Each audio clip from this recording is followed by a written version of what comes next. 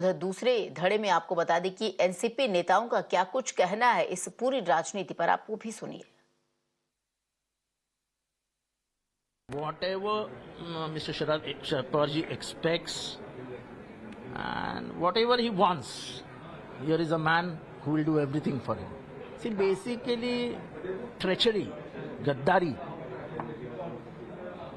के ताकत पे अपनी सरकार बनाने की एक नीयत बीजेपी ने बनाई है। और मुझे खुशी इस बात की है, जहां जहां पे भी उन्होंने ऐसी सरकारें बनाई हैं, वहां की जनता ने उनके सरकारों को फेंक दिया। ये एक प्रक्रिया चल रही थी, सबको मालूम था। इस बारे में मैंने पहले भी आपको जानकारी दी थी कि ऐसा होने जा रहा है, ऐसा हो सकता है।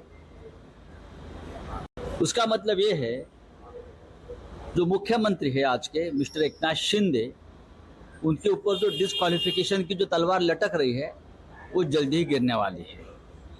उनके साथ 16 विधायक जो शिवसेना से फुट कर गए थे, वो डिस्क्वालीफाई हो जाएंगे और सरकार अनस्टेबल हो जाएगी। उसके लिए ये नया सपोर्ट लिया है। और मैं और एक बात कहता हूँ, अभी चंद दिनों में महाराष्ट्र को और एक मुख्यमंत्री मिलेगा। बीजेपी जो केंद्र में जो पावर में बैठी है, उसका दुरुपयोग कैसा करती है, यह बस स्पष्ट हो चुका है।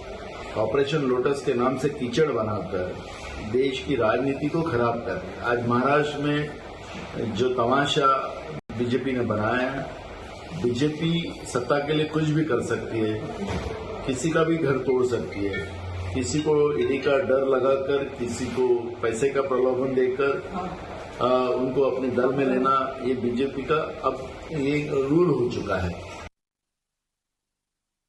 Ma'am, how do you look at the turning of events? You know, we have seen since morning, again Ajit Pawar took oath as a Deputy Chief Minister of Maharashtra. Yeah, he's made history too. The third time within 5 years. So all I'd say is the way it has happened clearly shows that the BJP knows that with phases like Eknath Shinde and the 40 traitors that went from Shiv Sena will not be able to get them anywhere close to victory. Now they have brought in Mr. Pawar, Ajit Pawar, thinking that that would help them. But all I can say is people of Maharashtra are watching.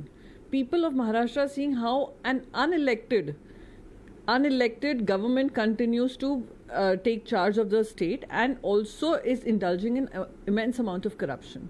A popular chief minister was pulled down by totally disregarding constitutional morality or principles of democracy. So whatever is happening shows that the BJP knows that they are facing defeat, and coming together for opposition was impacting them a lot.